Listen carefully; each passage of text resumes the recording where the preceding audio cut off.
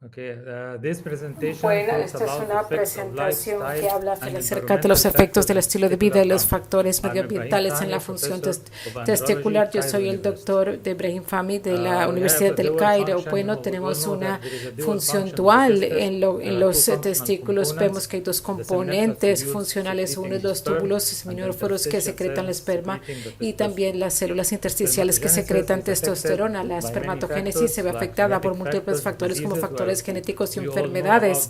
Todos sabemos esto. Sin embargo, los factores medioambientales y ocupacionales, así como el estilo de vida, puede también afectar la espermatogénesis, como vamos a ver en los próximos minutos.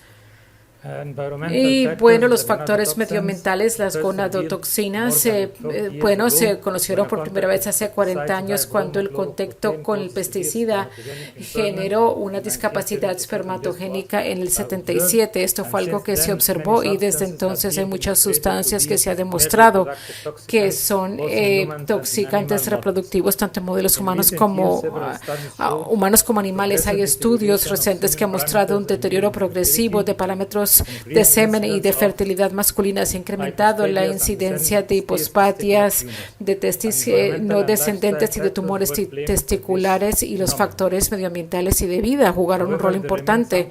Sin embargo, aún hay controversias con relación a muchos de estos estudios, dado que los modelos animales no significa que sea lo mismo para humanos. Y el efecto depende mucho en el tiempo de la exposición, y muchas de estos compuestos pueden ser tolerados para ver exactamente cuál es a veces la exposición actual del individuo no se puede medir de manera precisa.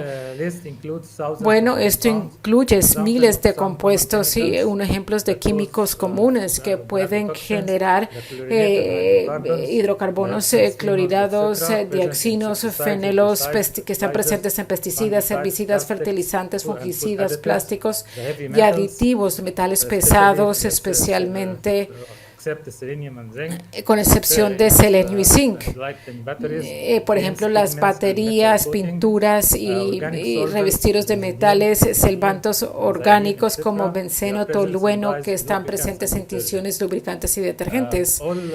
Todas estas gonadotoxinas pueden actuar mediante varios mecanismos y pueden generar problemas en la disrupción, y los llamamos también disruptores endocrinos o senoestrógenos. El otro mecanismo es testicular, donde hay un efecto directo tóxico en las células espermatogénicas LC o SC, o las post-testicular son efectos directos tóxicos en el esperma que genera fragmentación del ADN del esperma.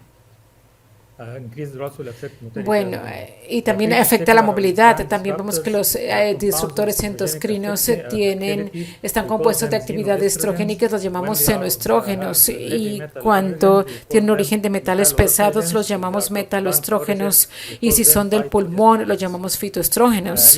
El E2 tiene una función fisiológica en hombres. Como sabemos, hay receptores para el E2 en el hipotálamo pituitario, tejido adiposo y los testículos. La testosterona se conforma en estradiol a través de la aromatasa, y en el hombre normal vemos la testosterona debe ser normal, que sea 1, lo ideal es que sea 1.7. La reducción en esta proporción puede afectar la fertilidad humana. Aquí podemos ver que la exposición excesiva a los senoestrógenos puede ocurrir donde la vida fetal y puede inhibir la secreción del FSH y inhibe la secreción de FSH, que afecta la proliferación, maturación y función de las células de Sartori. Esto puede estar asociado a una mayor incidencia del criptoquiridismo y la hipospadias, y puede afectar la espermatogénesis más adelante. Hay una controversia acerca de este tema a medida que los senoestrógenos tienen una actividad esteroidal deficiente comparado con los estrógenos presentes en la circulación materna, y el feto masculino ya está expuesto a este E2 maternal alto, y también hay otras toxinas medioambientales que pueden afectarse y pueden ser afectados por esto. La exposición a los senoestrógenos pueden ocurrir durante el periodo de la pubertad y esto puede afectar la pubertad normal y la calidad del semen más adelante. Y hay artículos que muestran este ejemplo de la exposición del dioxino durante la infancia hasta la pubertad puede afectar la calidad del semen, mientras que la exposición durante la adultez no tiene un efecto similar. Durante la adultez puede generar una subfertilidad masculina y puede afectar la función sexual. Bueno, ¿cuál es el mecanismo de acción de los disruptores endocrinos? Bueno, estos disruptores tienen un mecanismo muy común y muy importante y tiene una estructura análogo a lo que es el estrógeno normal o los esteroides normales. Cuando se combinan a los receptores intracytoplásmicos y el dominio del enlace del ligando o la acción del estrógeno serológico, lo hacen una mímica o lo bloquean. Los otros mecanismos, cuando los compuestos no tienen similaridad estructural con el receptor, ellos actúan en los dedos del zinc, del enlace, reemplazando los iones de zinc y reemplazándolos, afectando la estructura del receptor y previniendo que haga su acción. El tercer mecanismo afecta la actividad de las enzimas claves. Nosotros sabemos que las hormonas esteroideas tienen una vía de paso normales y que hay varias enzimas que pueden verse afectadas y que pueden bloquear estas hormonas esteroideas, incluido la 3-beta HCD y la 17B HCD y las aromatasas. El cuarto mecanismo es la modulación de la biodisponibilidad de hormonas sexuales. Nosotros sabemos que las hormonas sexuales libres, que son el estrógeno y la testosterona, la mayoría de ellas se enlazan a una hormona, a una glubina y almulina de enlace, y que vemos que la proporción activa es una proporción pequeña. Algo que interrumpa las propiedades de enlace de la globulina sexuales puede afectar los niveles de la testosterona libre. Y el quinto mecanismo es interferir con las secreciones de pulso de la gonadotropina, lo cual va a generar un problema en el eje de la gónada de la pituitaria. Y bueno, estas son las causas pretesticulares. Las testiculares son objetivos de toxicidad, ya sea las células Sertoli, las células germinales o las Lacteidic. Las Sertoli tienen una toxicidad directa con las células de Terzoris y tienen efectos marcados en la producción del esperma. Unos ejemplos de los químicos incluyen los fatalatos que utilizan en plastificantes, los compuestos nitroaromáticos y también los ketonas que se utilizan en solventes. Vemos que las células germinales son muy sensibles, generalmente se ven afectados por fármacos citotóxicos y químicos, la radiación ionizante también y la contaminación y elementos ocupacionales también, como por ejemplo los médicos que están expuestos a esta radiación ionizante puede generar daños a nivel testicular. Aquí vemos unas células que pueden tolerar estas toxinas y también esta actividad radioactiva que son un poquito resistentes a ellas. Podemos ver que los mecanismos posttesticulares incluyen diferentes, tienen un efecto directo en el esperma y está asociado a especies de oxígeno reactivos. Generalmente en las condiciones normales vemos que hay un equilibrio entre la producción de especies de oxígenos y los antioxidantes en el plasma seminal. Cuando hay una alteración en este equilibrio, ya sea porque se incrementan o se reducen los antioxidantes que generan un estrés oxidativo que pueden tener un efecto no positivo en el esperma. Vemos que los ROS son vitales para procesos fisiológicos como apoptosis y decapitación del esperma. Sin embargo, la sobreproducción genera una peroxidación lipídica de la membrana de la célula espérmica, reduce la vitalidad y la motilidad, incrementa la fragmentación del ADN, lo cual afecta la fertilización y afecta el resultado del embarazo. Bueno, vemos que la interacción que se da como resultado de este mayor ROS. La radiación puede ocurrir, la exposición a radiación atómica puede ser directa o indirecta. Sabemos que el desastre de Fukushima y de Chernobyl generó una exposición directa de personas que vivían cerca de esta área y podemos ver que hubo una exposición indirecta Cuando el mar se contamina, los peces se contaminan y la tierra también puede afectar nuestra planta, la carne, y puede haber y la radioterapia se puede dar una exposición directa a los pacientes y al personal médico. El mecanismo a través del cual la radiación genera daño es a través de un daño directo a ADN, y cuando se rompe el ADN, y a veces esto puede generar algún tipo de aberración cromosómica.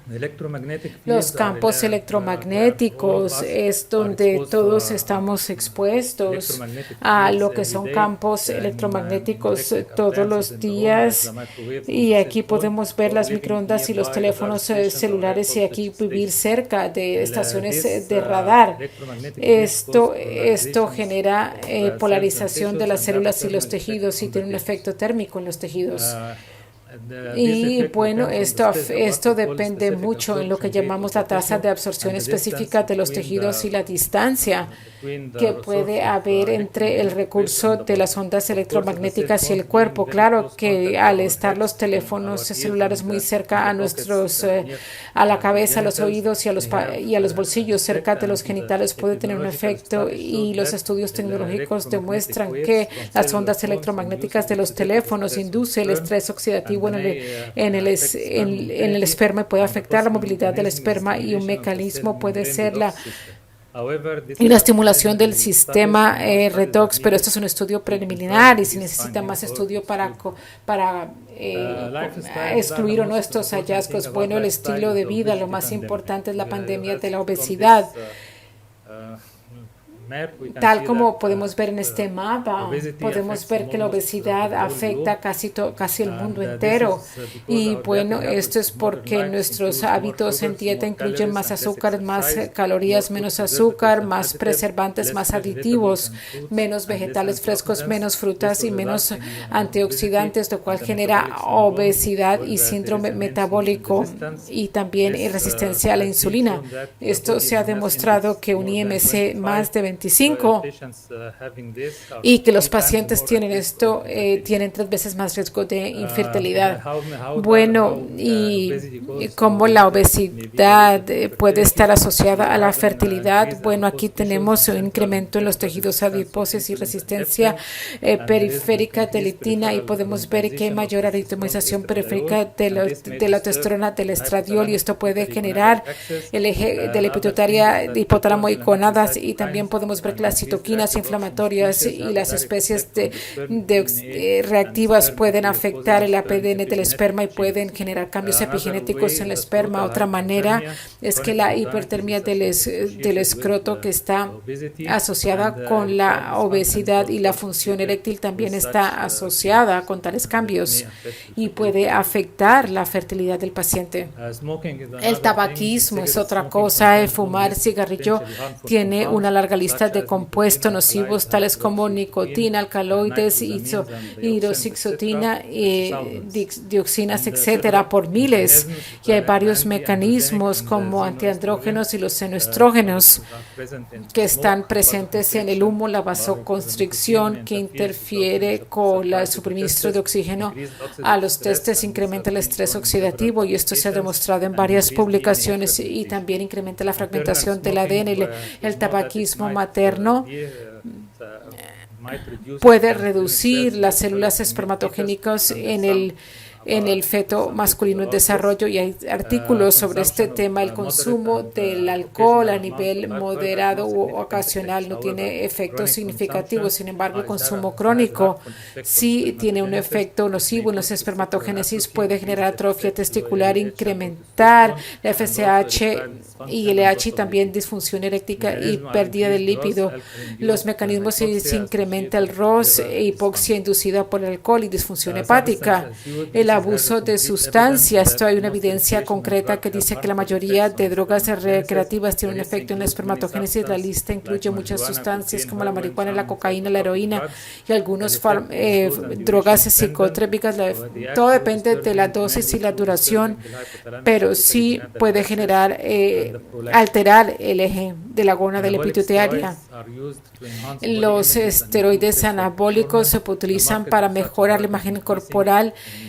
Los mercados se están incrementando y además de sus efectos a nivel del hígado, también puede suprimir el eje del hipotálamo global y gonadal, que genera un declive en el conteo del esperma y la azoospermia, y este efecto es reversible a no ser que se utilice durante mucho tiempo. Los efectos del calor escrotal, la exteriorización de la gónada masculina es algo único de los mamíferos, los cuales tienen un testículo externo, excepto el elefante. Sin embargo, la temperatura testicular normal generalmente tiene que ser 35 grados centígrados, y este es un fenómeno de la evolución porque las enzimas involucradas en la espermatogénesis son sensibles al calor. Una baja temperatura testicular se debe a que la piel del escroto no tiene grasa y está corrugado. El rol de los músculos cremastécricos aparta los testículos del cuerpo, y también el rol del plexus como rodea y genera un intercambio de calor. Contracorriente, el calor escrotal, si es persistente, puede incrementar la temperatura testicular y puede afectar la espermatogénesis e incrementar la producción de ROS, así como los testes no descendidos y la varicocele y la obesidad. También puede generar una condición el utilizar ropa interior ajustada, también exposición ocupacional, como por ejemplo trabajar en hornos o en panadería, pero hay pocos efectos si utiliza la ropa adecuada. El uso de sauna, los baños calientes y el ejercicio excesivo pueden afectar, y generalmente se incrementa el efecto si se combina con otros factores. Y bueno, después de esto, ¿qué debemos hacer en nuestra práctica clínica? Bueno, tenemos que tomar una buena historia médica, tomar en cuenta las cosas que acabamos de discutir. Debemos decirle al paciente que pierda peso, que deje de fumar, que evite ropa ajustada, que coma comida fresca y que reduzca la comida en latas y procesadas, y que evite las fuentes de contaminantes y otros estilos de vida que afecten su salud de manera negativa. Debemos incrementar mayores conocimientos acerca de los peligros de la contaminación medioambiental en los testículos. Y gracias.